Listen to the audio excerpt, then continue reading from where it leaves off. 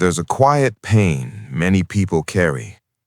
You finally say no, not out of anger, not out of selfishness, but because you're exhausted.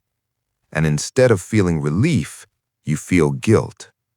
A heavy guilt that sits in your chest. A voice in your mind saying, maybe I should have said yes. But here's the truth. Guilt after saying no is not a sign you're wrong. It's a sign you've been trained to abandon yourself.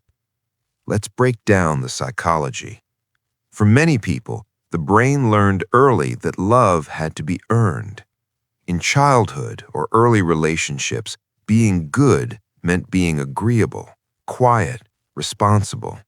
So the nervous system stored one message: saying yes keeps connections safe.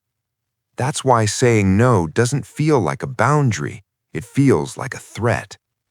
Even if the person doesn't react badly, your body still reacts like, what if they're upset?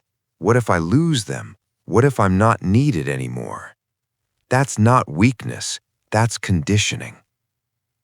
Another reason guilt hits so hard is identity. Many people build their worth around being helpful, being reliable, being the one who never disappoints anyone. So when you say no, you're not just refusing a request, you're breaking an internal rule. If I don't serve, I don't matter. And that's why guilt rises, not because you're selfish, but because your brain is adjusting to a new reality. You are allowed to have limits. You are allowed to protect your energy. You are allowed to say no without explaining, without apologizing.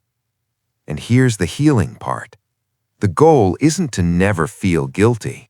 The goal is to recognize guilt as a signal, not a command. Guilt is the old version of you, begging to survive. But boundaries are the new version of you, learning to live. So next time guilt shows up after you say no, don't punish yourself.